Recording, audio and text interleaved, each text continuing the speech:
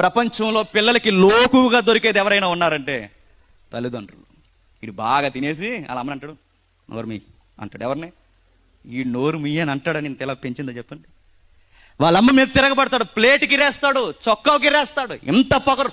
అప్పుడప్పుడు అంటది, కొంతమంది పిల్లలు చేసిన బాధకరమైన పనుల వలన వాళ్ళ తల్లి అంటది, నేను కనకపోతే బాగుండ్రా అంటది. కన్నప్పుడు వేదన, పెరిగినప్పుడు వేదన. వాడు పెరిగి మాట వినకపోతే తల్లులను కొట్టే కొడుకులను చూసి ఆ తల్లికి వేదన.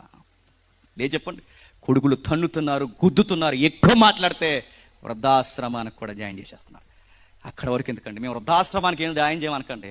పెళ్ళైన కోడలు, పెళ్ళైన కొడుకు, వీళ్ళిద్దరూ కలిసి వృద్ధులైన వారికి లంకంతో కొంపగట్టుకుని అమ్మకి నాన్నకి మంచం ఎక్కడ వేస్తారు చెప్పిన? ఆ యాప్ సెట్ కింద వేస్తారు. లంకంతా ఇల్లులు కట్టుకుని బిడ్డలు ఎదిగిపోయిన తర్వాత ఈ తల్లిదండ్రులకి మంచాలు ఎక్కడ వేస్తారు? బాత్రూముల పక్కన, సన్న సైడ్లు కింద, వెనకాల, పక్కన ఏదో చిన్న డేరా కప్పి. నేను అడుగుతున్నాను, ఇలా చేస్తా